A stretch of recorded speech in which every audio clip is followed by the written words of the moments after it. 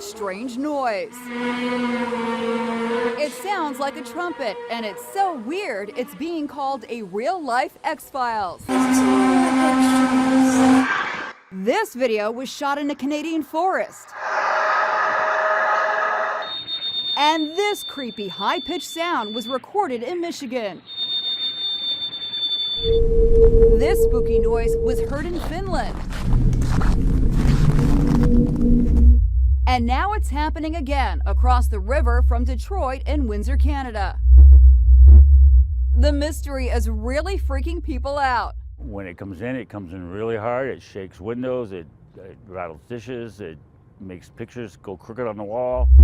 Sometimes it lasts for hours. Other times for just a few minutes.